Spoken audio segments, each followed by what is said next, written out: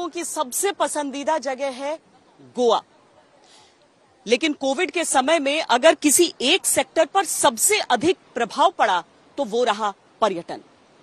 ऐसे में एक ऐसे प्रदेश की अर्थव्यवस्था जो पर्यटन पर बहुत बड़ी हद तक निर्भर है, वहां पर लोग क्या सोच रहे हैं इन चुनावों से पहले।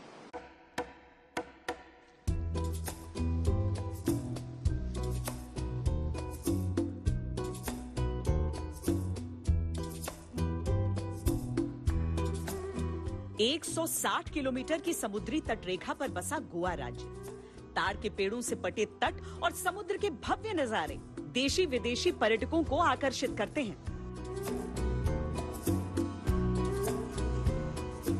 इन दिनों गोवा में प्रकृति के रंगों से ज्यादा अहम हो रहा है चुनाव का रंग। सीएम प्रमोद सावंत के कंधों पर सरकार बचाने की जिम्मेदारी होगी। लेकिन बीजेपी की राजनीति विच इज ट्रांसपेरेंसी है और लोगों के लिए है। We are working for the Antyodaya tatva पर for the last person in the community. यानी मुझे मालूम है लास्ट 3 साल से जब मैं मुख्यमंत्री बोल के काम कर रहा हूँ, तेरे मेरे सरकार की जो ध्येय धोरण है वही वो अंत्योदय तक पहुंचाना, उसी के हिसाब से। तो फिर इस बार लोग सिर्फ उनको ही नहीं, तो इस बार लोग वोट दे देंगे, भाजपा सरकार के लिए देंगे, माननीय मोदी जी के लिए देंगे और डेवलपमेंट के लिए दे देंगे। बीजेपी को गोवा में सत्ता तक पहुंचाने वाले मनोहर पर्रिकर माने जाते हैं, लेकिन मुद्दा ये भी है कि उनके ही बेटे को पार्टी ने टिकट नहीं दिया और वो पणजी से निर्दलीय चुनाव लड़ रहे हैं। उत्पल पर्रिकर भी हमने 3-4 जगह से ऑफर की थी और उन जैसे कार्यकर्ता ने, मुझे लगता है वो जो 3-4 जगह पे ऑफर दी थी उनमें से एक कौन सा तो सीट सिलेक्ट करना चाहिए था। डेफिनेटली वो बड़ा नेता बन जाते थे उनके लिए। यानी अभी इलेक्शन कॉन्टेस्ट करना, यानी अच्छे सीट से भी उनको ऑफर किया था। सभी पार्टी के नेता उनसे बात करते थे। अभी मुझे पता नहीं है उनका पर्सनल क्या है, लेकिन इस तरह से किसी कार्यकर्ता के साथ किसी हमारे टॉप लेवल लीडर ने बात करने के बाद कोई अपने को नेता बनना है या पार्टी में ग्रो होना है, डेफिनेटली एमएलए होना है, तो मुझे लगता है जो 3-4 सीट्स ऑफर किए थे उसमें से एक आधे दूसरे सीट्स पे इलेक्शन डेफिनेटली लड़ता था। राजनीतिक मुद्दों के अलावा सामाजिक मुद्दे भी। 14 फरवरी को जब गोवा की जनता मतदान के लिए बूथ पर पहुंचेगी तो वोट कई अहम मुद्दों पर डाले जाएंगे। लेकिन इधर जितना आदमी है, हर आदमी धंधादार आदमी है। खेती बाड़ी तो इधर कुछ नहीं है, बाहर का आदमी आता है, होटल है और ये जो बिल्डिंग जो कुछ बनाता है, ये धंधा पानी बहुत कम। Corruption, pollution, environment, that is common thing which people, unemployment also. क्या सोच के वोट देंगे, किस चीज के लिए? अभी कौन अच्छा करता है उसको ही वोट देंगे ना।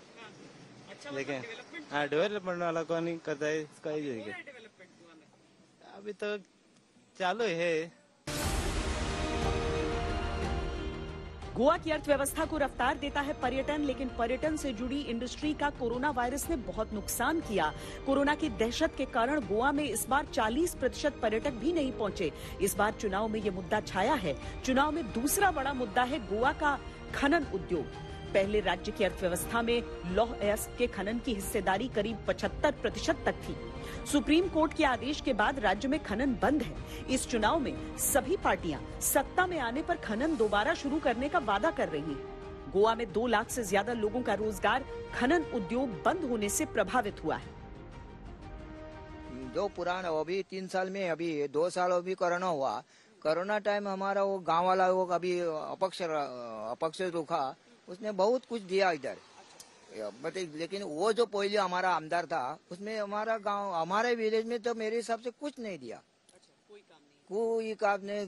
वो खाने पीने के 2 महीना धंधा नहीं चला, 2 साल इधर, लेकिन वो दिया, लेकिन वो कुछ नहीं दिया। गोवा की अर्थव्यवस्था में सबसे बड़ा योगदान पर्यटन और खनन का ही है। तटों पर पर्यटन टिका है तो तटों से दूर गोवा का भूभाग खनिज से भरपूर है। लौह और मैंगनीज अयस्क, बॉक्साइट और सिलिका रेत के विशाल भंडारों में चलने वाली मशीनें अब बंद हैं। मुख्यमंत्री प्रमोद सावंत ने भी गोवा में खनन दोबारा शुरू करने और नए प्रोजेक्ट पूरे करने का भरोसा दिया है।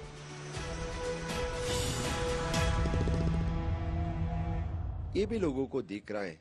चाहे वो रोड इंफ्रास्ट्रक्चर हो, चाहे वो टूरिज्म इंफ्रास्ट्रक्चर हो, चाहे वो हेल्थ इंफ्रास्ट्रक्चर हो, तो definitely the people will prefer the Bharatiya Janata party सरकार because of the double growth in the state of Goa.